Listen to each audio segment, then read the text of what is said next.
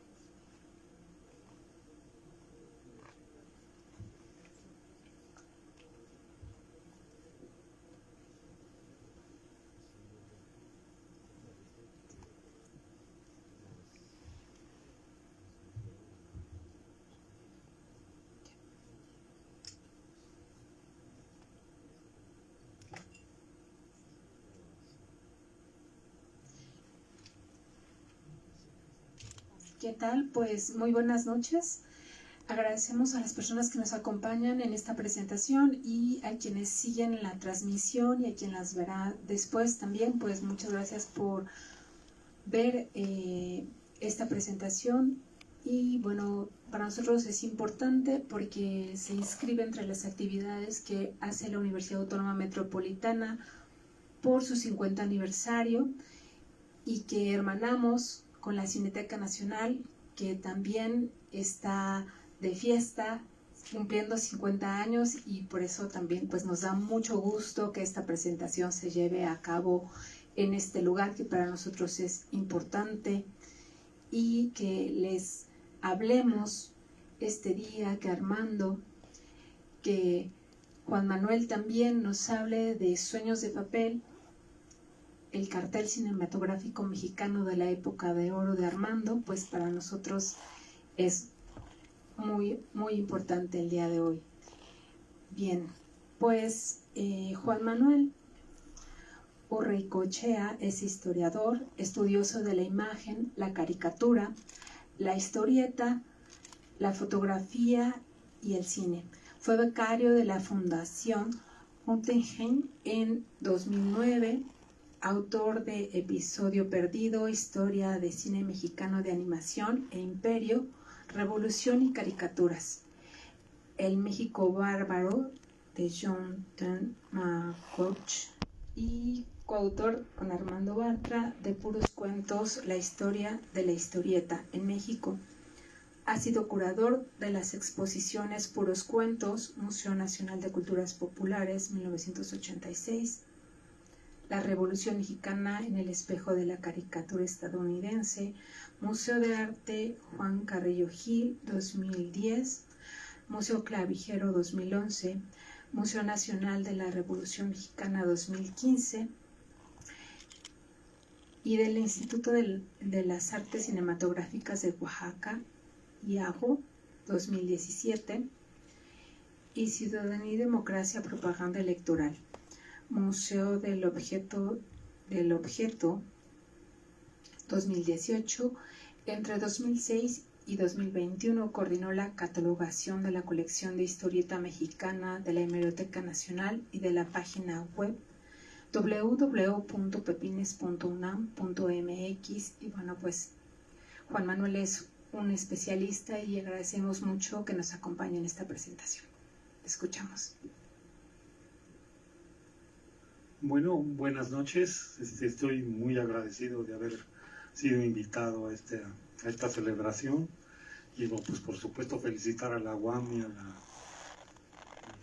Cineteca por sus cumpleaños, a Armando por este espléndido libro que hoy presentamos, a la Dirección Editorial de la UAM por publicarlo. Y pues voy a hablar un poco de algunas partes del libro. Es un libro que tiene en el centro, por supuesto, como su título y su tema lo indican, el cartel cinematográfico mexicano de la época de oro, pero es un libro que aborda su tema desde muchos lugares y explora muchas vetas que confluyen en el cartel. En el libro es una forma, digamos, ya decía Walter Benjamin, que pensar es asociar, pensar es poner en relación distintas cosas, y Armando lo hace magníficamente para darnos una historia y presentarnos un panorama no solo del cartel mexicano de la época de oro, sino del cartel, de la gráfica mexicana, del cine mexicano y de muchos otros aspectos relacionados con lo que él califica como una estrategia multimedia que operó en los años 40-50 del siglo XX. Bueno, comienzo comentando el epígrafe del libro. En el epígrafe del libro, es un epígrafe que Armando cita a Stephen Rebello y Richard Allen, que son historiadores del cartel cinematográfico estadounidense. Ellos afirman en ese epígrafe que los carteles del siglo XX envejecieron bien. Yo ni siquiera creo que hayan envejecido, creo que no han dejado de rejuvenecer. Esos anuncios de películas, yo pienso, se han transformado en otra cosa, han devenido una imagen compleja que rejuvenece en cada lectura. Pienso que cuando parecía que una vez cumplida la función para la que fueron concebidos esos carteles, y aquí ya pienso en el que hablo de los carteles del cine mexicano también, por supuesto, o sea que una vez que cumplieron la función para que fueron concebidos, parecían destinados a la basura, es decir, ya no tenían ninguna función pública, y sucedió todo lo contrario. Liberados del cine al que sirvieron, han adquirido vida propia, y el tiempo los ha vuelto cada vez más cotizados y valorados. Hoy son un valioso material de archivo, como lo demuestra Armando, testimonios de una época y de un modo de ser, o de querer ser, de mexicanos y mexicanas. Son alimento de la nostalgia. Los carteles mexicanos de la época de oro del cine mexicano pasaron del muro callejero a las mamparas de los museos, y de convivir con anuncios de cigarros, cervezas y alimentos chatarra, se avecindaron con las obras consagradas de las artes plásticas de renombre. Armando aborda los carteles y nos dice la primera parte del libro que formaban parte de una envolvente estrategia multimedia en la que participaban desde luego el cine, la radio, la historieta, los discos, las revistas, los espectáculos en vivo, las páginas ilustradas de los periódicos y revistas. Yo agregaría los anuncios publicitarios y la propaganda gubernamental. También, desde luego, los anuncios de ferias, de eventos deportivos y de todo tipo de eventos. Y sin embargo, algo que sucede es que en esa estrategia multimedia aparece como una estrategia sin estratega reconocible. Es decir, sin nadie que lo hubiera planificado, concebido y luego puesto en marcha.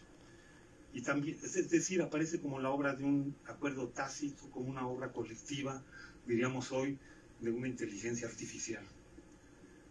Y su objetivo, el objetivo de esta, o la meta que uno puede, digamos que no es un objetivo planeado de antemano, sino que uno puede leer ya una vez sucedido el fenómeno, fue la creación de un México mágico, de un México hipnótico, imaginario, onírico, delirante, que se sobrepuso, esta sí es una idea mía, que se sobrepuso y ocultó al México real al mismo tiempo que lo puso en el primer plano. Y en ese sentido, los carteles son tan delirantes como el cine al que anuncian, y quizá todavía más. Dice Armando en el libro, los carteles, más que publicidad, son probadita de la película. Esto es totalmente cierto, aunque también son publicidad en el mejor y en el peor sentido y en el peor de los sentidos. Son envoltura de una mercancía que intenta conquistar un mercado. No describen la mercancía, intentan, como toda publicidad, como toda envoltura, de seducir a consumidores y consumidoras. Son retratos hechos a la medida y por encargo, y un retrato por encargo siempre busca el mejor ángulo, el más atractivo.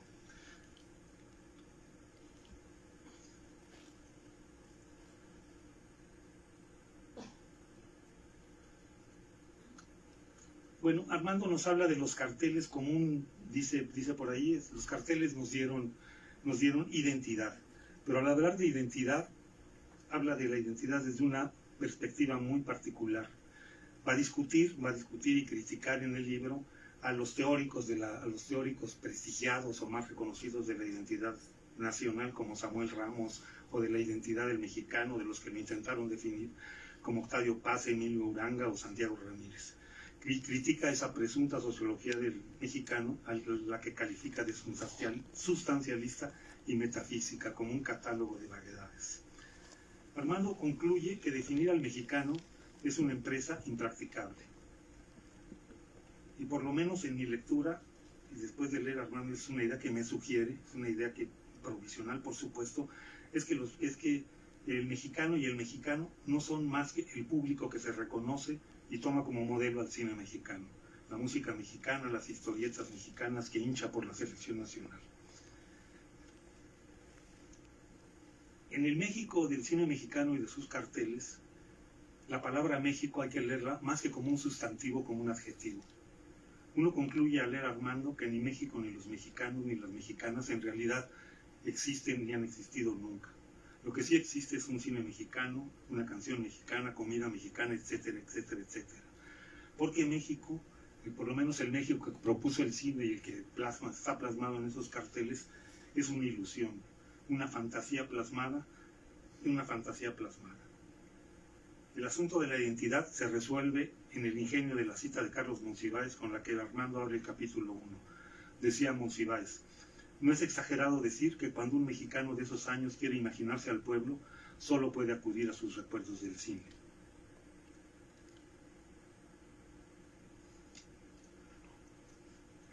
Armando decide no buscar la identidad nacional entreverada en esos carteles. Elige otro camino: documentar y rastrear sus vínculos, orígenes, referentes, influencias, préstamos, afinidades con otras expresiones de la cultura, tanto de la alta como de la baja cultura. Indaga en el acervo nacional, pero también en otros territorios, el cartel europeo y el norteamericano. Busca el aire de familia, o la familia a la que pertenecen los carteles de la época de oro. Nos propone abordar este elemento de la cultura industrial y popular desde la hibridez. Propone un abordaje distinto. Dice que el cartel aborda el cartel como una fenomenología. Busca lazos, ecos, asociaciones, deudas, plagios, en México y en el extranjero. Y desde luego en la relación con las películas que anunciaban, y lanza la inquietante hipótesis de que los cartelistas muchas veces realizaron su obra sin haber visto el film. Por otro lado, renuncia explícitamente, y nos lo dice con todas sus palabras, a documentar y criticar el sexismo, el machismo, el racismo, el culto a las estrellas, que nos dice es evidente en el cartel cinematográfico de la época de oro, pero no es esto lo más importante. Nos dice Armando que en la época de oro se ven películas malas, salvo pocas y notables excepciones, films producidos en serie que machacan los géneros, temas y personajes de istmo. los de éxito. Pero lo mismo se podría decir de Hollywood o del cine europeo o de otros cines y de muchas otras expresiones culturales, porque Hollywood ha producido tantos y quizá mucho más churros que el cine mexicano. Pero eso también podría decirse de otros medios. No digo, hay que ver cuántos libros malos atiborran librerías y bibliotecas. Pero nos dice Armando, esto es lo de menos. En el caso de los productos de las industrias culturales, no importa tanto la calidad como la calidad y la relación con el público. Y este cine y sus carteles establecen estereotipos, situaciones, géneros, arquetipos, territorios reconocibles. La vecindad, la cantina, el charro cantor, la noviecita santa, la mujer fatal, el chistoso. Es un cine de estrellas, un cine que propone modelos. Leyendo Sueños de papel uno concluye que en el cine mexicano los directores y sobre todo los guionistas son lo de menos. El cine mexicano de la época de oro es un cine de imágenes, de fotógrafos, de escenógrafos, de coreografías, de fragmentos, de escenas inolvidables en medio de argumentos débiles, donde la estructura dramática es secundaria. Esto, por supuesto, es una generalización que cualquiera de ustedes podría ver desde otra perspectiva, pero es una generalización que pienso que es interesante. Pienso también que el cine mexicano tampoco es un cine de grandes actores. Sin duda hubo y hay magníficos actores y actrices y muchísimos, pero esta digamos, capacidad actoral se subsume en un medio que glorifica las estrellas. El cine de la época, por lo menos el de la época de oro, es un cine de estrellas. María Félix, Dolores del Río, Jorge Negrete, Pedro Armendáriz, Pedro Infante, Mario Moreno, podrían haber sido grandes actores, pero esto es secundario. Lo que importa es su carácter de estrellas, de modelos. Y en ese sentido, los carteles del cine mexicano son su síntesis perfecta. Como dice Cristina Prado Arias, en los carteles, estos actores aparecen de manera estridente, ultra voluptuosa y extracolorida. Y esto se puede apreciar clarísimamente apreciando y mirando pausadamente la espléndida sección a color que hizo Armando en el libro, en la que se despliegan 60 carteles producidos entre 1923 y 1957 por 20 cartelistas identificados con su nombre y por 6 de los que no se pudo identificar. Bueno, Armando rastrea en el libro la historia del cartel, sus asociaciones con la publicidad, con la caricatura, con la historia de los anuncios mexicanos y también con otras influencias extranjeras. No me voy a extender en esto. Quiero señalar, hablar también y comentar un poco, o quisiera comentar más, pero creo que el tiempo no me va a dar para eso, comentar también la segunda parte del libro, donde Armando nos habla de los cartelistas, tanto de los cartelistas mexicanos como que trabajaron en los carteles, como de los cartelistas transterrados que vinieron del exilio español, como José Renau y Juanino Renau, Espert y muchos otros. De entre los mexicanos, por supuesto, menciona a José G. Cruz, a Arias Bernal, a Juan Antonio Vargas, a Vargas Briones, y por supuesto a Ernesto García Cabral y a Ubifreda, a Covarrubias, a otros cartelistas mexicanos muy importantes. Y luego en un capítulo muy entrañable, muy escrito, yo diría con el corazón, la tarea que cumplieron los exilados españoles que venían de la guerra civil, expulsados por el franquismo y que llegan a México, de los cuales estuvieron los hermanos José y Juan Renau. Entre ellos dos realizaron, nos dice Armando, entre el 20 y el 25% de los carteles de la época de oro. Y establecieron quizá el modelo que siguieron muchos otros cartelistas, pero no fueron solo ellos los que vinieron de la España republicana, sino también José Espert, José Badazano, Horacio Robles o Francisco Rivero Gil, del cual Armando nos va a contar un poco de su historia y de este caricaturista espléndido y muy interesante.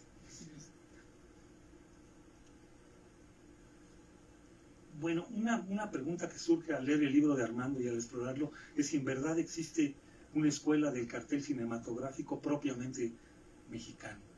Si hay un cartel que se distinga radicalmente del cartel cinematográfico de otras latitudes.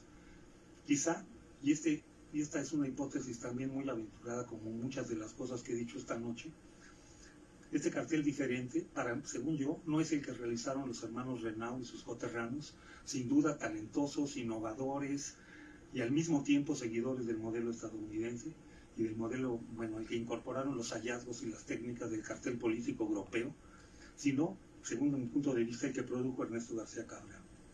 García Cabral se aleja de lo fotográfico, que es una de las características del cartel cinematográfico, del fotomontaje, del collage, para apostar por el dibujo y la caricatura, por una expresión y en ese sentido es un fuera de serie. A los carteles de García Cabral solo se les parecen los de sus imitadores y que están muy lejos de él. Yo acepto que García Cabral fue un dibujante excepcional, pero también debo señalar aquí, ni modo, a mí no me gusta. A mí García Cabral no me gusta ni como dibujante un poco, pero no me gusta como personaje. Me parece frívolo, mercenario, profundamente antipopular, racista, machista y reaccionario. Y esto, pues, para comprobarlo, basta ver las caricaturas que realizó en Excelsior durante muchos años. Finalmente quiero también, señalar una cosa que me parece que queda claro al leer el libro y la historia que nos propone Armando, que es en el cartel la frontera entre propagandista y víctima, entre creador y espectador se disuelve. Que en el cartel hay un México autogestionado por sus anhelos y sus estereotipos. Que el cine y el cartel es un espejo en el que el público, más que reconocerse, quisiera reconocerse. Es decir, según creo, el cartel no reproduce al México de la época de oro, no retrata, crea, inventa un México imaginario, onírico, idílico. El México del cine de la época de oro y sus carteles es un sueño, un México que solo existió en las pantallas, tan artificial como sus escenografías, una coreografía, pero también un modelo y una promesa. Finalmente, así como en el cine mexicano de la época de oro produjo tantos horrores como maravillas, el cartel mexicano también es depósito de maravillas y horrores. Muchas gracias.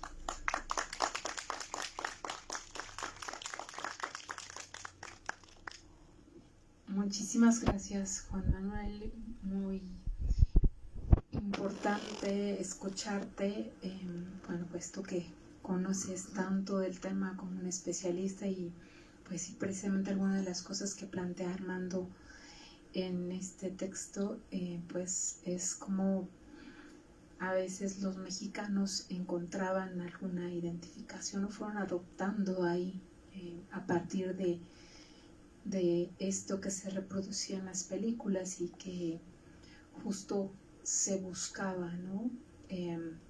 A mí me ha parecido pues muy fascinante este recorrido que ha hecho Juan Manuel y también pues hablando de esta obra donde me parece fundamental que Armando precisamente sea muy puntual y reconozca el trabajo, ¿no? de quienes estuvieron detrás de estos carteles, que es algo fundamental, muy, muy importante. Bien, pues les contaré un poquito de Armando Bartra, así muy breve. Realmente es muy breve, solo digamos es relacionado con lo que tiene que ver este trabajo, ¿no?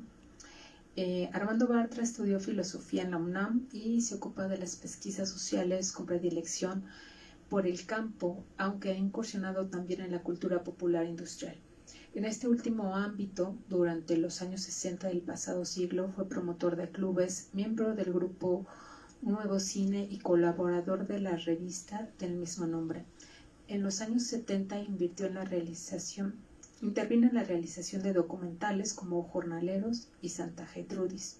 En los 80 y 90 colaboró en exposición de la historieta titulada Puros Cuentos y fue curador de Viñetas España, Monos de México, ambas en el Museo Nacional de Culturas Populares. Participó también en el montaje Asamblea de Ciudades en el Palacio de Bellas Artes. Es coautor de Puros Cuentos, historieta, telehistorieta en México, editado en 3 volúmenes y ha publicado ensayos en numerosos libros colectivos. Entre ellos podemos encontrar Piel de papel, los pipines en la educación sentimental del mexicano, hacia otra historieta del arte en México que coordinó Esther Acevedo, el periodismo gráfico en las 2 primeras décadas del siglo, de la subversión a la restauración, con intermedio escapista, las publicaciones periódicas, perdón, porque aquí me confundí un poco. También de sobrevivientes, fotógrafos y de indios, libro en el que también participaron Alejandra Moreno Toscano y Elisa Ramírez Castañeda. Ha escrito regularmente para publicaciones periódicas como Memoria de Papel, Luna Córnea, Curare, Cuarto Oscuro, Revista Latinoamericana de Estudios sobre la Historieta, entre otras más. Bueno, muy buenas noches a todos, a todas, a todos, a los que queden todavía. No digo que en este bonito día, porque no fue el primero de lluvia y de mucho frío en este invierno, y todavía están aquí. Supongo que han venido no nada más a escuchar esta presentación, sino alguna actividad propiamente cinematográfica. Lo primero que tengo que decir es que esto no tiene que ver con la cultura cinematográfica en sentido estricto. El cine es una expresión, es un arte, creo yo, y hay una serie de piezas cinematográficas que hay que estudiar, y de corrientes y de autores, pero el trabajo de los cartelistas es un trabajo completamente al margen. Obviamente coadyuva dentro de un contexto determinado para hacerle publicidad a esta mercancía que son las películas. Pero Juan Manuel dijo, como destacándolo entre comillas o admiraciones, la inquietante hipótesis de que algunos de los autores de esos carteles no habían visto las películas. No es inquietante hipótesis, creo yo que ninguno de ellos había visto esas películas. Y creo yo que también esto es válido para la mayor parte del cartelismo mundial, salvo aquel que se hace a posteriori.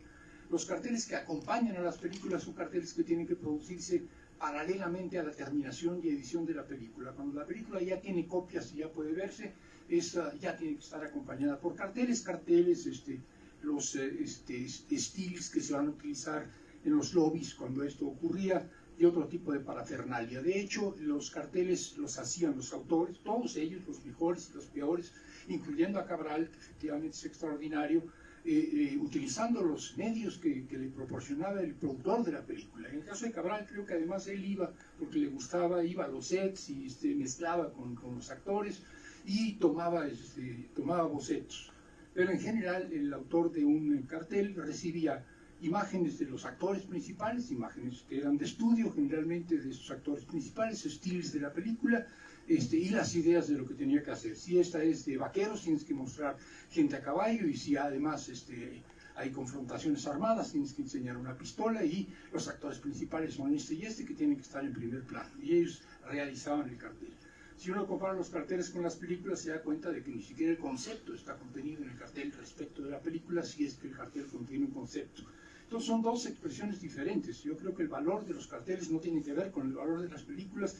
Hay carteles espléndidos de películas infames y carteles infames de películas espléndidas, y el pobre cartelista no tiene la culpa, porque no solo no las había visto previamente, sino que seguro tampoco las vio después, y tampoco tenía mucho interés en verlas. No, son dos cosas ajenas. Es un trabajo plástico, es un trabajo de creador gráfico, por un lado, y por otro lado un trabajo de creadores de películas, de cine, que son dos funciones completamente diferentes. Yo creo que Renau no había visto la mayor parte de las Renau, Juanino y la familia, porque era un trabajo colectivo, no habían visto esas películas. Si las vieron después, qué bien, pero no era necesario que las vieran. En ese sentido, repito, los carteles tienen su propia validez, su propia estética, su propio sentido, y coadyuvan junto con las películas, coadyuvan junto con los estilos, coadyuvan junto con las notas periodísticas, con los reportajes, con los chismes, con toda la parafernalia que acompaña las películas, a crear una cultura que tiene que ver con ir al cine, pero no que tiene que ver con el contenido estético de las películas en cuanto tales.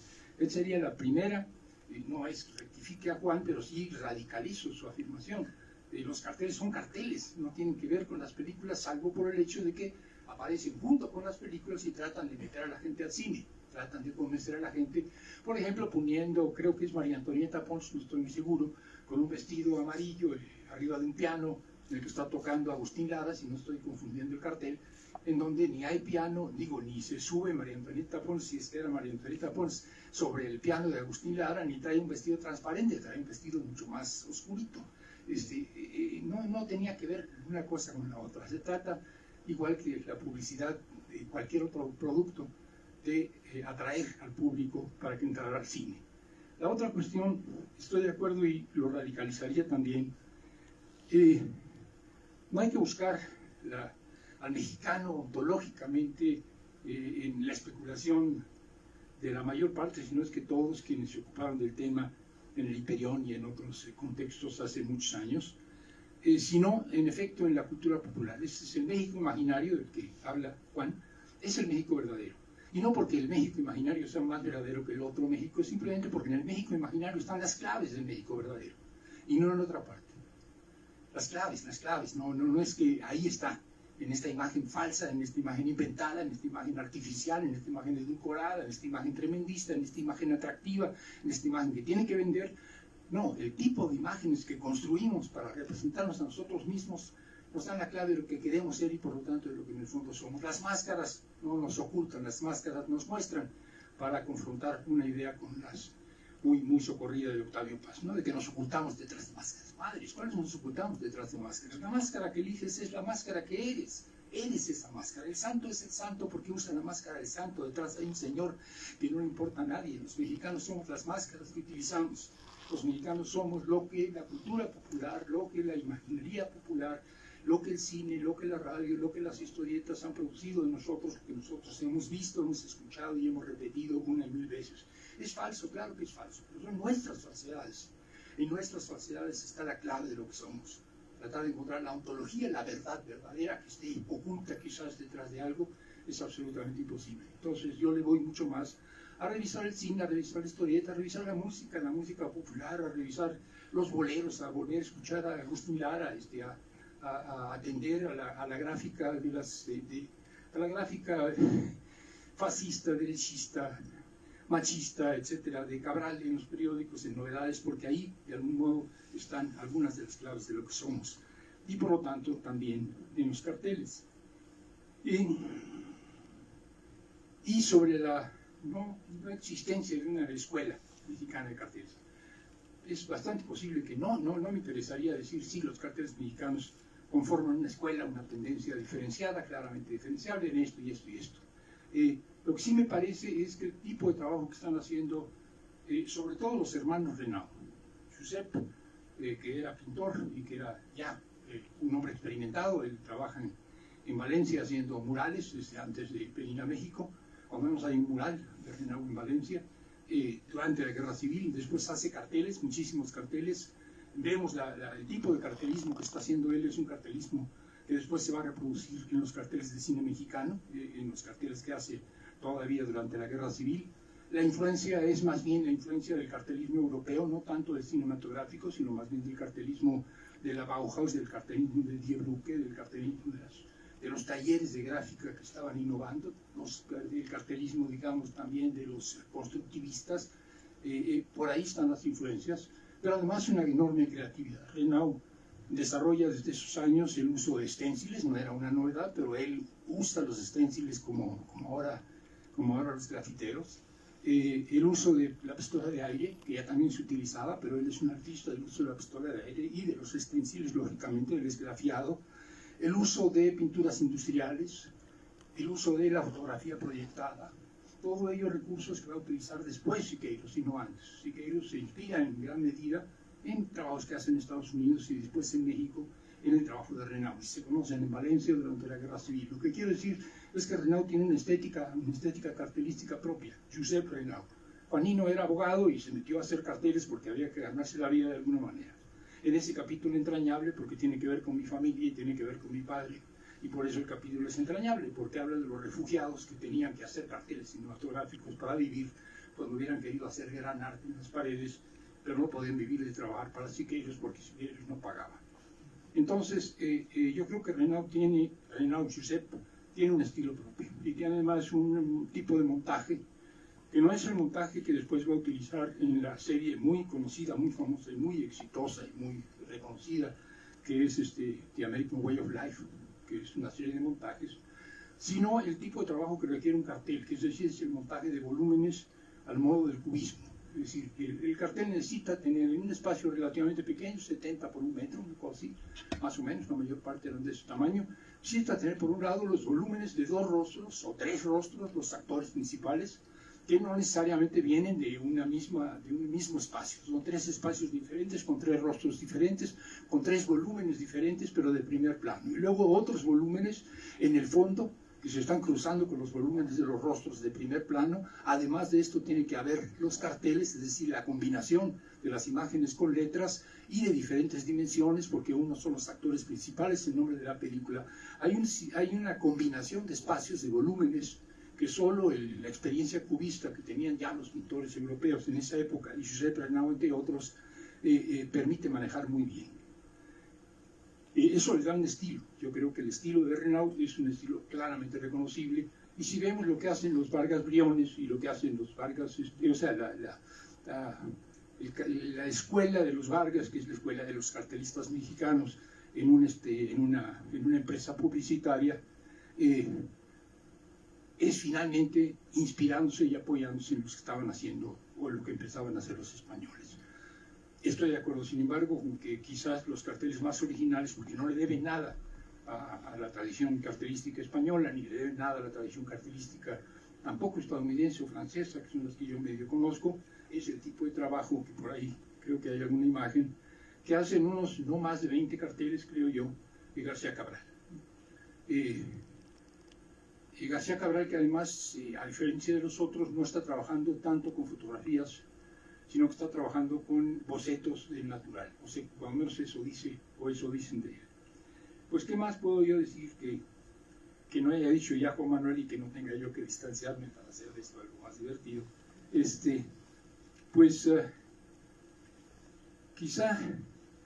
Quizá señalar que el cartel es claramente ya nostalgia, ¿no? Juan y yo estamos desde hace mucho metidos en temas, algunos de los cuales, no todos, son francamente historias, son francamente nostalgia, ¿no? Pertenecen al pasado, están apolillados, si no es que, cuando menos empolvados y quizás ya apolillados. Y lo digo por esto, porque hoy estamos perdiendo el contacto con el entorno de bulto, con el entorno físico que nos rodea. Yo no tengo coche, yo viajo en metrobús, yo viajo en metro, yo viajo en transporte público, y a mi alrededor están una serie de mexicanos y de mexicanas, todos los cuales traen audífonos y todos los cuales están mirando el celular. El entorno no existe más que para no caerse a la hora de bajarse del metrobús o subirse al metrobús y poder cruzar la calle con cierta seguridad. Pero en el momento en que ya la seguridad física no corre peligro, la gente está desconectada del entorno auditivamente, no están oyendo lo que pasa en su entorno, no están viendo lo que pasa en su entorno, sino lo que está en el celular. No digo que esté bien ni que esté mal. Este mundo existe, es un mundo digital, es un mundo terriblemente interesante, apasionante y notable, pero nos desconecta del entorno. No estamos viendo carteles, no estamos viendo ni siquiera estamos viendo escaparates. Los escaparates ya no existen, ya casi no existen. Las tiendas no se anuncian en escaparates. Supondrían que la gente va mirando escaparates. La gente no va mirando escaparates en este país.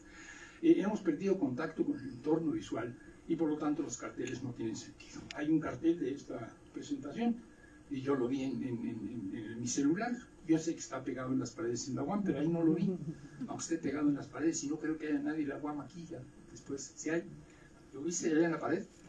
Ah, bueno, retiro lo dicho. Habrá algunos que todavía observan los carteles que están pegados en las paredes. Lo que quiere decir es que tenemos otro tipo de cultura visual y que esto hace que los carteles sean definitivamente nostalgia.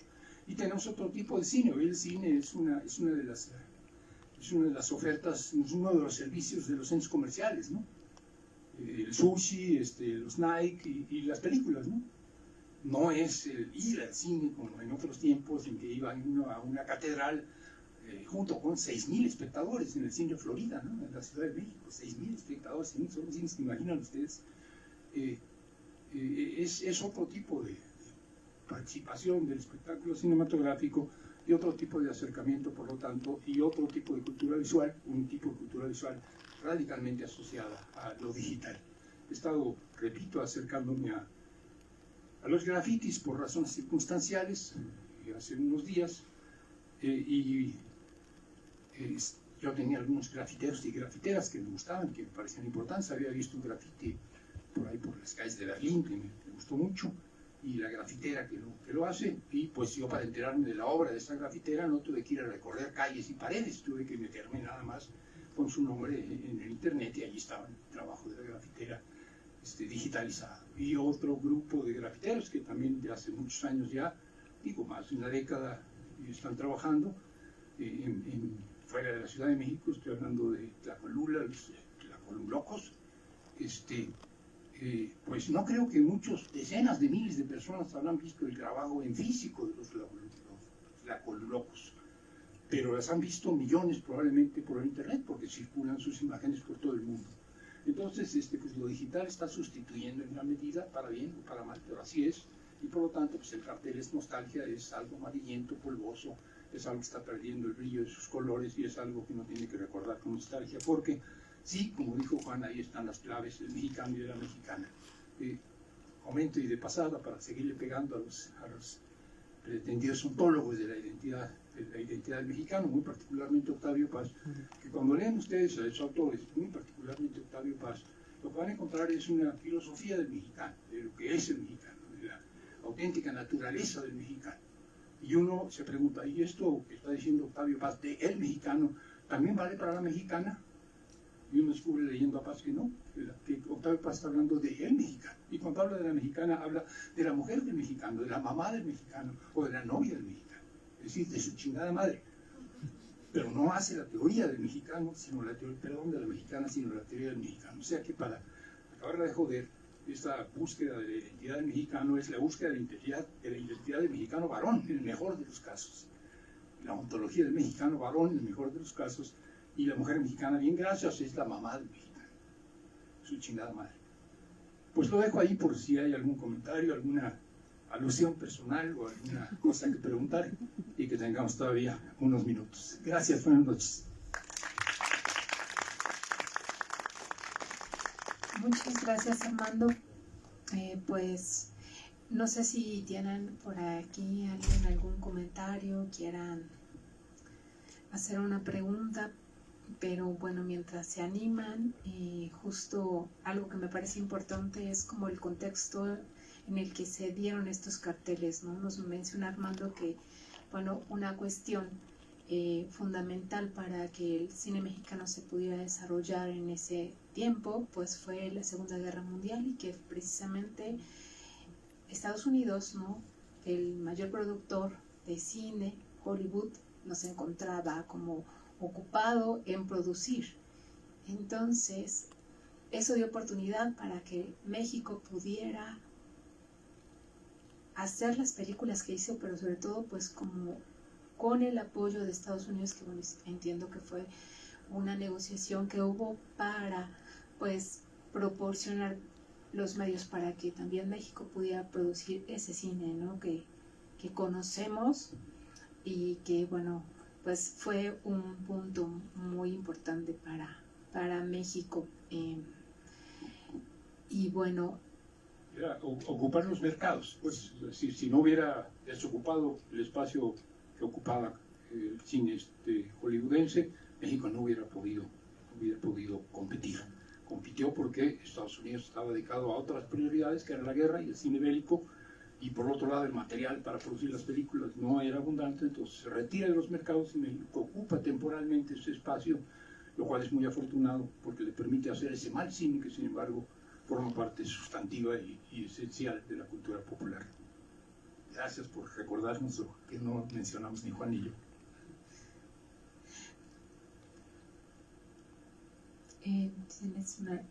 ¿Tienen una pregunta? Sí.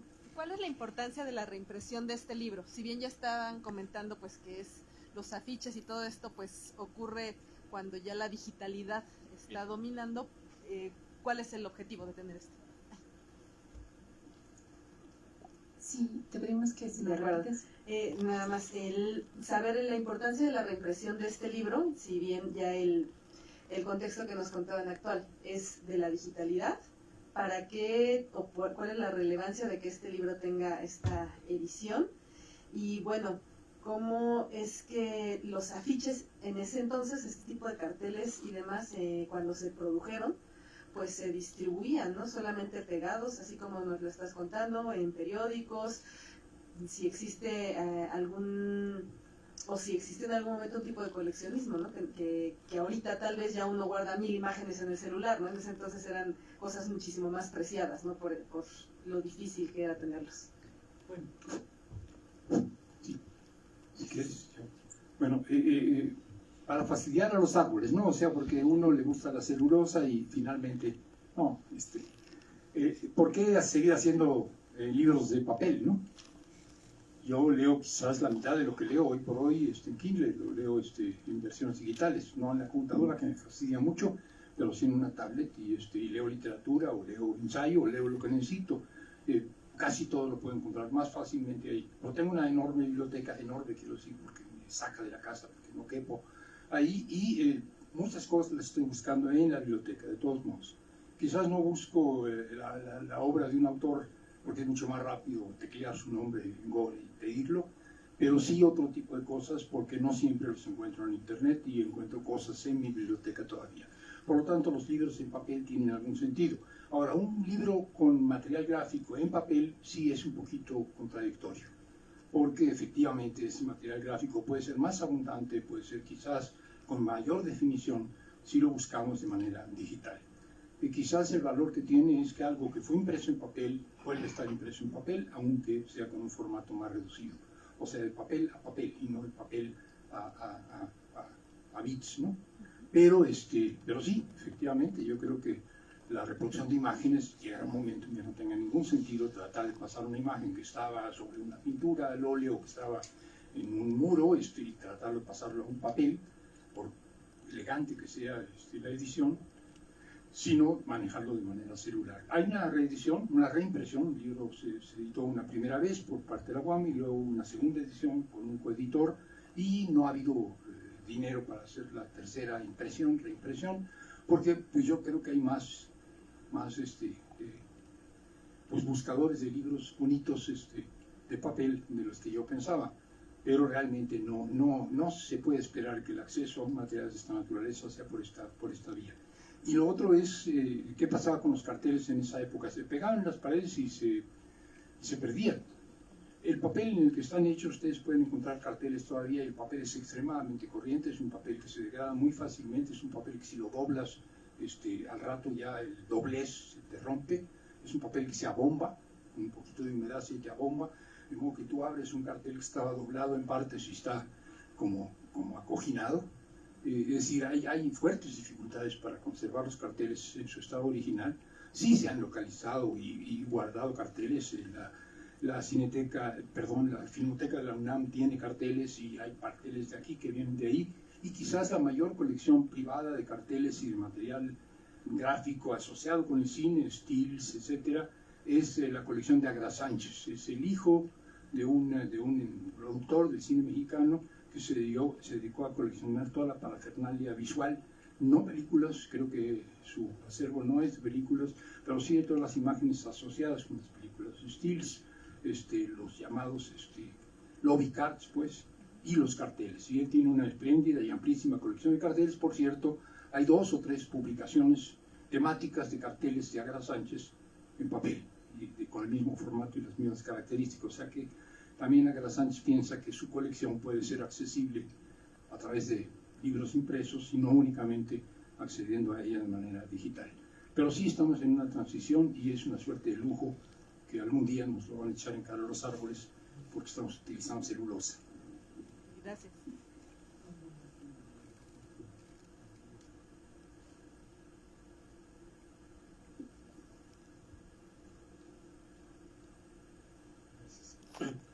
Perdón por lo que voy a comentar, pero me parece que el cartel, los carteles que están presentando, tiene poco que ver con la identidad del mexicano, ¿sí? Más bien yo lo colocaría en términos de la publicidad, en términos del diseño gráfico. Yo creo que ahí hay mucha beta, pero conectarlo, digamos, con esto de que en los años 50, en 1950 surge el laberinto de la soledad, y de ahí algunos, antes Samuel Ramos. Yo creo que sigue siendo un tema a discutir, porque los acontecimientos sociales de la Segunda Guerra Mundial, de la modernidad, que bien podría ejemplificarse en una familia de tantas, por ejemplo, en el cine, están alrededor de esto, ¿sí? Entonces, repito, como que da más para el comentario desde la publicidad, la propaganda y del diseño gráfico, que ser un aporte importante para la explicación sociológica, creo yo. Sí, completamente. El libro trata de eso. El libro, Juan se enfatizó una parte de reflexión sobre el cine de la época, pero en realidad es una referencia marginal, no es la parte fundamental. La parte fundamental quizás es precisamente esto, el diseño gráfico, la gráfica, la plástica, las influencias internacionales, los orígenes, para variar, tener que hablar de la litografía del siglo XIX y de los grandes litógrafos de la orquesta, de los grandes litógrafos de la Patria Ilustrada, hablar sin duda, porque hicieron carteles, por cierto, de Posada y de Manilla, grabadores populares, sin duda, muy influyentes, y después el taller de la gráfica popular, o del trabajo de 30-30, o el trabajo de frente a frente, o del trabajo del machete, o sea, esto es lo que importa aquí, porque y lo que pasaba en Europa, que era el trabajo de la Bauhaus, el trabajo de Die Brücke, los alemanes sobre todo, en la época del fascismo, y de los españoles, que a su vez eran deudores de la influencia de los antifascistas europeos. De eso trata. Ahora, que sea relevante la referencia, que por cierto es marginal, a los ontólogos del mexicano y de la mexicana, más bien del mexicano que no de la mexicana, y menos del mexicane. Uy, no se les hubiera ocurrido que existe otra variante de mexicanos que no son los ni las. Pero en todo caso, es, por ejemplo, el celebradísimo Laberinto de la Soledad, hace una revisión de lo que representaba el pachuco, francamente estúpida. El pachuco era una especie de traidor a la patria, un hombre que negaba la identidad y quería transvestirse en algo que no era, etc. Cuando evidentemente la cultura popular recuperaba el pachuco de manera extraordinariamente poderosa, y hoy tenemos una visión del pachuco muy diferente de la que tenía en ese momento Octavio Paz. O sea que cuando trata de entender cuestiones que tienen que ver con cultura popular, Octavio Paz no da una. El tema de la máscara, ya entonces eran empezaba el mito de las máscaras de los luchadores, por ejemplo, y para Octavio Paz la máscara es una manera de ocultarse. Es obvio, no necesita uno acercarse a la parafernalia de los luchadores, sino simplemente a la teoría sobre el papel de las máscaras y del ocultamiento, que lo que oculta, cuando tú lo eliges para ocultarte, te revela. Y Octavio Paz considera que no, que el mexicano se oculta tras de las máscaras. Es pasando entre el mexicano y la mexicana, y el mexicano se revela a través de sus máscaras. Decir eso creo que sí es útil, pero no es lo esencial. El tema es básicamente gráfica, diseño gráfico, y es ahí donde hay un aporte, y es ahí donde podríamos discutir con Juan si tiene razón o no, no importa, porque finalmente estamos hablando de algo que es revisable.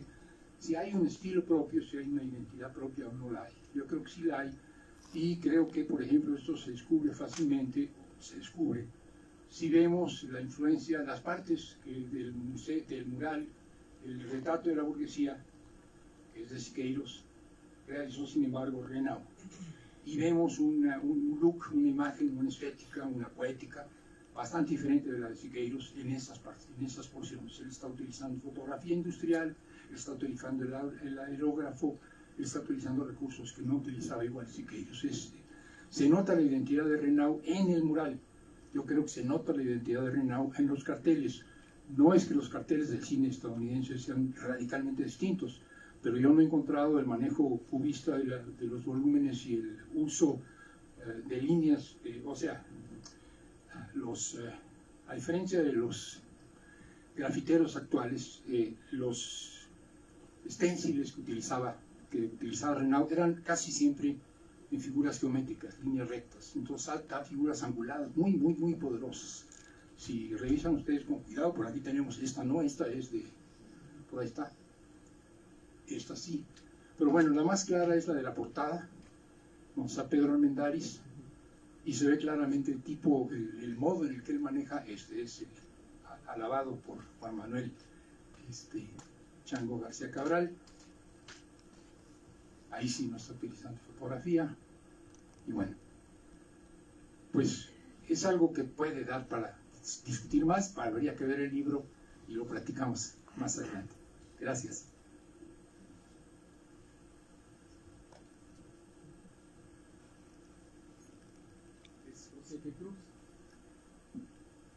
Hola, hola, buenas noches. A mí me gustó mucho la parte en la que comentaron sobre los modelos mexicanos cuando se ocupan pues en estas imágenes. Me parece que es atractivo y también se ocupa con un poquito, con un tinte de, claro, a las demás personas con un tinte de morbo, como de cómo ser y hacia dónde llegar a ser, o cómo es el modelo, ¿no?, de la época de ser mexicano. Bueno, eso les quería decir porque pues, me parece atractivo, porque hasta como que uno no se da cuenta, bueno, sí sabe esas cosas, pero hasta que se las dicen, dices, ah, qué realidad, ¿no? Y yo, bueno, les quiero hacer la pregunta a ambos sobre, pues, qué es lo que piensan sobre los carteles actuales, sobre lo contemporáneo, ¿no? Si antes, no sé, tal vez a su punto de vista, pues, tenían una mejor como dirección o una mejor sentido, o si ahora pues ya se perdieron muchas de esas cosas y atacan directamente al morbo, pero pues más como, pues así como, bueno, claro que podemos debatir que es morbo, pero pues como más vulgar, ¿no? Así como que no sé quién de los dos quisiera contestar. Bueno, yo creo que sin duda el cartel mexicano de la época de oro es uno de los grandes periodos del cartel cinematográfico nacional, pero hay otros espléndidos. Hay en los 70s, igual, para malas películas, hizo carteles Naranjo, hizo carteles Ríos, hizo carteles, no recuerdo otros nombres, y creo que actualmente, por ejemplo, los carteles que hace Magallanes son espléndidos. Basta salir aquí a recorrer la Cineteca y van a encontrar carteles de cine mexicano realmente espléndidos. Hay que acordarse solo del cartel de Zona Roja que hizo Naranjo en los 70s, que es un cartel fuera de serie, o sea, digamos. Pues creo que el cartel sigue teniendo quizá ya no está en las calles, quizá, como dice Armando, ahora estamos migrando a este mundo virtual en todo, y esto es totalmente cierto, pero sigue habiendo carteles y sigue habiendo espléndidos carteles, quizá no en los tirajes, quizá no están en las calles, no son ese fenómeno que fueron en los 50s, pero si lo vemos desde el punto de vista del diseño, de la creatividad y de todo, yo creo que vivimos una época espléndida del cartel mexicano. Sí, completamente de acuerdo, y además que el cartelismo mundial, es decir, en los años 50, 60, sobre todo 60, 70, el cartel cinematográfico de Polonia, por ejemplo, o los cubanos, y aquí sí creo yo que habría que hacer una reflexión un poco diferente. En este tipo de carteles creo que sí hay un concepto, es decir, hay un concepto, y este concepto tiene que ver con la película. Cuando alguien hace un cartel, digamos, un diseñador, una persona con cierto prestigio, que está cuidando su trabajo como pretensión de ser una obra de arte utilitaria, pero una obra de arte, hay una reflexión sobre si está o no captando el concepto que se trata de transmitir, dado que se trata de hablar de una película. No es lo que sucedía en ese momento, era gente que tenía que hacer los carteles muy rápido, que el equipo de Renaud, de Josep Renaud, eran 7 personas, trabajaba él, trabajaba su esposa, trabajaba su hermano, trabajaban 2 hermanas de la esposa, trabajaban 3 o 4 hijos, y era un taller en donde todo el mundo hacía de todo y terminaban un cartel en una semana. Era un tipo de artesanía muy talachera. Hoy hay un poquito más de tiempo, además de que las cosas son más rápidas porque hay Photoshop, ¿no? Entonces, es otra cosa completamente distinta. Y yo creo que sí, que el cartelismo sigue siendo una expresión estética, una expresión de gráfica muy respetable, que hay obras, las que mencionaste tú, para el cine mexicano, están ahí. Hay otros libros de cartelismo mexicano donde aparecen, pueden ustedes encontrarlos ahí, además de las versiones digitales. Y sobre el tema de la identidad, creo que lo que dijo Juan, y yo lo comparto también, es básicamente que no estamos viendo lo que el mexicano era, que tratan de reflejar las películas y los carteles, sino lo que el mexicano quería ser. El mexicano quería parecerse a Agustín Lara, si es que no había manera de parecerse a Jorge Negrete o a Pedro Infante, entonces ni modo, como menos a Agustín Lara, y poderse ligar también a María Félix. tocando el piano y así escribiendo boleros. Es decir, había imágenes que había que copiar. Sara García era la abuelita que todas las abuelitas querían ser, y así sucesivamente. Las niñas, la Tucita, eran la imagen de la infancia. No es que así fueran las niñas, no es que así fueran las abuelitas, era simplemente la imagen que el mexicano quería de sí mismo, o las que el cine mexicano le decía que quería querer para sí mismo. Pero esto funciona, finalmente funciona. Yo no creo que hubiera muchos mexicanos que se parecieran realmente a Pedro Infante, pero Pedro Infante resultó entrañable por alguna razón, no sabemos por qué exactamente. Entonces sí hay que tomarse en serio estos intentos de crear una imagen que sabemos que es artificial, que sabemos que es comercial, que sabemos que es falsa, pero no menos falsa, perdón, no más falsa que la imagen que en general los políticos construyen del país. Ahí lo dejo.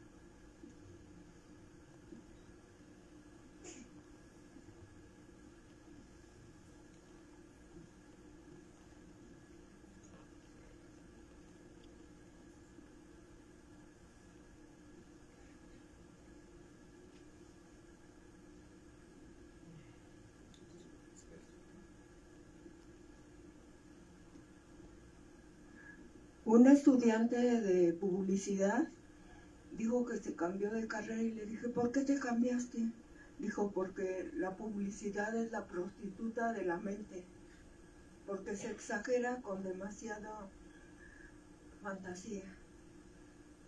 Y además también hay unos carteles, bueno, no son carteles, son calendarios que están en el Museo Sunmaya de aquí de Loreto, de los volcanes, de los mexicanos así,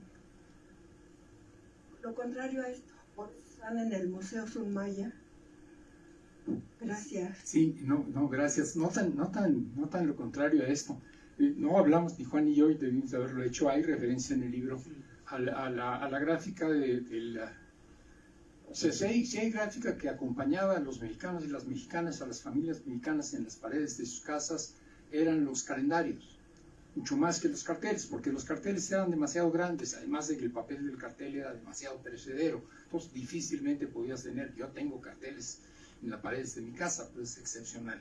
Lo que sí podías tener era calendarios, y entonces los calendarios eran una gráfica que acompañaba a las familias mexicanas, y era una gráfica que también es exactamente lo mismo, es decir, la idea que se puede tener del mexicano precolombino cuando vemos al flechador del cielo o a la Malinche, pues no tiene mucho que ver con la autenticidad etnográfica, pero tiene que ver con un deber ser, ¿no? con una imagen que queremos ser. Y también tenemos a los charros de cartel, y también tenemos a los prestigiosos autores de cartel, prestigiosos en el sentido de que crearon una imagen, no sé si eran artistas plásticos un poquito extemporáneos ya, fuera del lugar, pero sin embargo Helguera, por ejemplo, pero sin embargo eran extremadamente talentosos para crear un tipo de imágenes que acompañaban las comidas de los mexicanos, era lo que estaba ahí pegado a la pared a la hora de comer. Los carteles, por lo tanto, y habría que ver aquí entonces otro tipo de editores, Galas de México, que era una gran imprenta que producía los carteles, y el propio Renau, Josep Renau, hizo también algo de cartel, algo de ilustración para calendarios. Y sobre que, pues, si es la prostituta o no es la prostituta, pues sí, pero la mayor parte de los temas de los boleros de Agustín Lara son de prostitutas, y no hay mucho problema con eso, ¿no? La prostituta también es una imagen perfectamente aceptable y perfectamente respetable, y no creo que el adjetivo le denigre demasiado. Ciertamente tienes que vender, si es que ponemos a la prostituta como imagen de alguien que tiene que vender y que vende, pero el hecho de tener que vender hoy en este mundo, pues lo llena todo. Es decir, aquí estamos en un lugar donde este libro, preguntaba yo si todavía hay ejemplares, porque lo que estamos haciendo aquí es tratar de vender.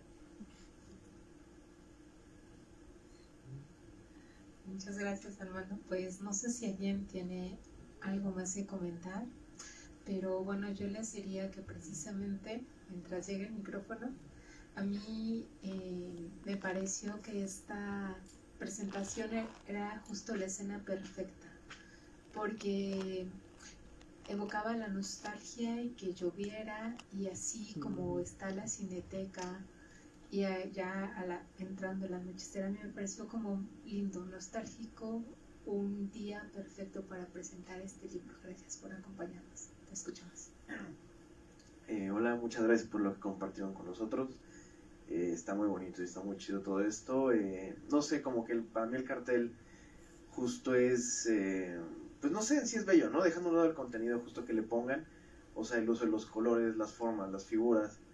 Creo que cada uno es como si contara su propia verdad, ¿no? De alguna forma. Verdad y no verdad a la vez, digo, porque como decían, lo explicaban, no siempre reflejaba el contenido original de la película, ¿no? Pero al final, pues eso, el objetivo era vender. Entonces, yo digo, carezco del conocimiento del contexto histórico, ¿no? De cómo surgió el cartel y todo, pues yo no viví en esa época, digo, todo lo he visto a través de lo que me decía mi abuelo, mis tíos y lo que yo tengo de información, pero yo sí creo que de alguna forma, muy en el fondo, pues sí refleja al mexicano como es por dentro, ¿no? Ya vulgarmente así en las vísceras, pues sí, de alguna forma creo que sí, ¿no? Porque, digo, pues por algo vendí en las películas, ¿no? Y digo, creo que es otro tema totalmente diferente, pero bueno, muchas gracias por lo que han compartido. Y otra pregunta, tal vez un poco fuera de lugar, ¿dan clase en la UAM? O bueno, es que... ¿para usted? Ok, ¿no? Bueno. Pero tampoco en ningún otro lado. Okay. No, sí, justo, no sé, o sea, precisamente creo que también comparto esa opinión de que estamos emigrando a un mundo digital en donde ya casi la mayor parte de las actividades las vemos en las redes sociales y así. Y sí, o sea, yo honestamente se iba por la UAM y vi el cartel justo después de salir de clase y pues me pareció cool, ¿no? Entonces sí, como que, bueno, dejando a un lado ¿cómo decirlo? O sea, el uso de papel y todo eso, creo que también no debemos de dejar morir justo el nacimiento de los carteles o la creación de los carteles en formato físico, ¿no? Porque al final, digo, también es como, pues este amor incluso por la textura del papel, ¿no? Que no sé, es bello también, sí, ¿no? Que tú, gracias. Yo agradezco enormemente el que alguien de los que aquí presentes hoy en la noche haya llegado porque vio cartel.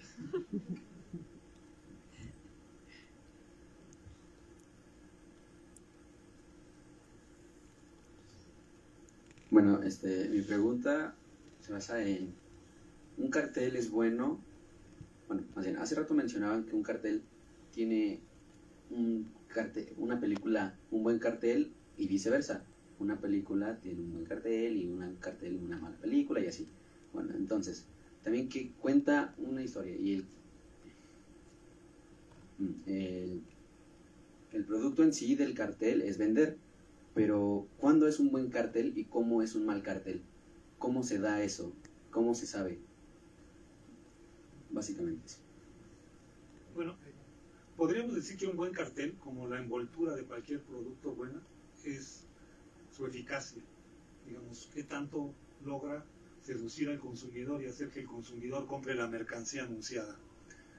Esto es, digamos, un asunto de eficacia y de utilizar el buen cartel, la palabra bueno en el sentido de eficaz, de eficiente, de que cumple su función. Ahora, esto es, puede ser repugnante, puede ser, nos pueden vender porquerías, nos pueden estar intoxicando con películas o con alimentos chatarra o con venenos o con ser narcóticos, etcétera. Y esto siempre hay que tenerlo en cuenta. Yo sí creo que la publicidad es veneno también, o sea, es veneno, o sea, sí es la forma de anunciar, es el arma del capitalismo en la cual se nos mete en la cabeza la necesidad de comprar mercancías, y tiene por lo menos una parte que es veneno. Ahora, también no podemos negar que cualquier mensaje, por noble que sea, cualquier mensaje que quiera llegar al público, pues pasa por una especie de publicidad o de propaganda, tiene que propagarse, tiene que difundirse y tiene que ser eficaz. Ahora, uno le podría pedir, y esto ya es una pregunta, a un cartel que nos describiera con objetividad, con honestidad, con honradez, el producto que nos ofrece, la película, el chocolate o el cereal. Se los podría uno exigir al cartel o simplemente separar al cartel y decir, bueno, el cartel está muy bonito, está muy bien compuesto, es muy atractivo, es tan atractivo que se nos hace agua a la boca y nos metemos a ver la película que finalmente nos va a decepcionar o a comernos el producto ese que no nos va a gustar o que nos va a hacer daño. Pero esta es una, digo, esto lo planteo como un problema, no tengo la respuesta clara. Sí, podríamos pasarnos toda la noche aquí. Yo creo que el cartel tendríamos que asociarlo no necesariamente con la publicidad, nada más, porque en este caso sí se trata de vender y de hacer que la gente vaya al cine a ver una película, sino con lo que sería el arte utilitario. En este libro se habla un poquito de la historia de la concepción del arte, no como la obra irrepetible, inspirada por las musas de un creador que es un ser excepcional, sino de la creación artística como la obra de un trabajador cuya oficio, cuya capacidad, cuyo talento radica en crear formas, si es el caso, o discursos literarios, o música, o lo que fuere. Pero ver al arte como un trabajo además colectivo, como un trabajo además de un taller. Esta visión del arte como trabajo, esta visión del arte como una obra colectiva, esta visión del arte no como la inspiración de las musas, o no como la obra irrepetible que debe estar en los museos, sino como productos que forman parte de nuestro entorno, que forman parte de nuestra vida, que están en nuestra casa, que están en la calle, que forman parte de nuestra casa, que son los muebles, que son las paredes, que es el diseño de la arquitectura, que es la forma que tienen los vehículos, que es el modo en el que están diseñadas las calles, es decir, todo aquello que nos rodea, concebirlo como arte, concebirlo como parte de una creación estética. Si vemos así el arte, entonces los carteles serían la manera de ayudarle a alguien a que seleccione aquella película, si son carteles cinematográficos, que desea ver. Pero tendrían igual función los carteles que anunciaran otras cosas, ¿no? Que nos anunciaran un espectáculo, que nos anunciaran una obra musical, que nos dijeran un libro que quizás podríamos leer. Los libros tienen portada, y la portada ayuda con la cuarta de forros a saber si compramos el libro o no compramos el libro. La portada es lo primero, nos atrae, nos llama la atención, y después volteamos el libro y vemos en la cuarta de forros, en unos cuantos renglones, las mentiras que puso el editor para que nosotros compremos el libro. Y a lo mejor no son mentiras, porque aquí también hay en la cuarta de forros, pero quiero decir, veamos el mensaje que es utilitario, es para que tú sepas si debes o no debes comprar ese libro, si debes o no debes ver esa película, si vas a llevarte o no vas a llevarte tal producto. Estamos acostumbrados a una publicidad mentirosa de productos que además con mucha frecuencia son dañinos. Entonces sí, ahí sí tenemos un problema serio de deshonestidad. Están tratando de convencer de que debes fumar cigarros, que no debes fumar cigarros porque hace mucho daño, pero sí otras modalidades de absorber nicotina te están engañando y te están envenenando. Cuando te dicen que los dulces son los que realmente te alimentan, la comida chatarra es la que realmente te alimenta, te están engañando, premeditadamente te están engañando. No es el caso de los carteles de cine. Por ahí estaba Ana Berta Lepe. Ana Berta Lepe estaba en esa película que dibujó, cuyo cartel dibujó García Cabral, y evidentemente están tratando de vender la imagen visual, la imagen de Ana Berta Lepe como una mujer guapa, atractiva, etc. No me parece deshonesto, no me parece denigrante, no me parece ofensivo, no me parece que sean las prostitutas del cine mexicano quienes hacían esos carteles. Este es al que me refería. Entonces pensemos más bien en arte utilitario. Y el arte utilitario es algo que cuando menos desde mediados del siglo XIX en realidad, empezó a difundirse en escuelas, en talleres que todavía hoy hay. Estaba yo hablando de los Tlacolulocos. Es un taller de diseño, de graffiti, pero también de video, multidisciplinario, y es un taller, es un grupo de compañeros de Tlacolula, oaxaqueños, que desde hace un buen rato hacen trabajo visual.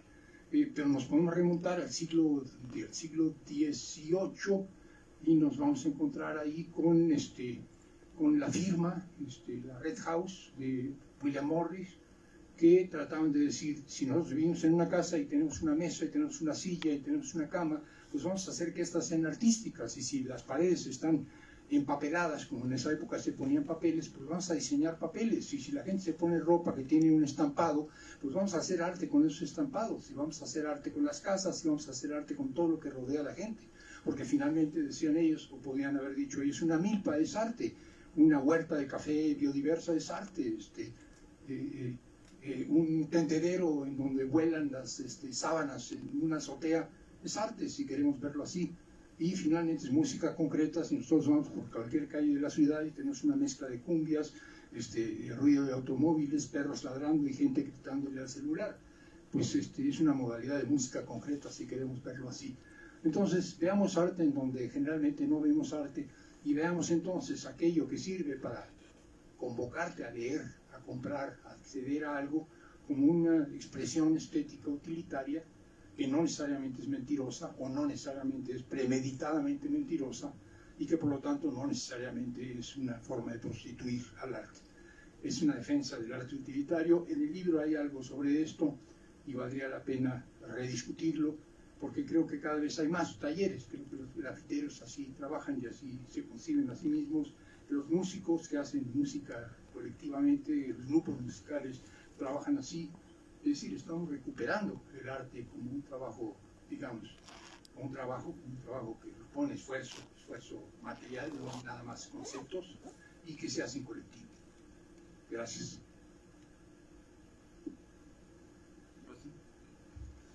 Bueno, pues no sé si alguien tiene un comentario, quieren compartir. Bueno, pues para nosotros hoy estar con ustedes, que nos acompañen, que sigan esta transmisión aunque la vean, ha sido un gusto porque, como les comentaba, pues esta presentación se enmarca en los 50 años que cumple la Universidad Autónoma Metropolitana y la Cineteca Nacional. Nos sentimos muy contentos por estar aquí. Gracias por acompañarnos, gracias a quienes hicieron esto posible, por estar al pendiente, por acompañarnos, por cobijarnos, por hacernos sentir como en casa, y especialmente pues a ustedes por estar aquí. Muchísimas gracias Armando Bartra, muchísimas gracias a Juan Manuel, es un gusto. Y bueno, pues les invitamos a leer el libro, porque esto es una pincelada apenas de lo que pueden encontrar. Entonces, bueno, pues gracias.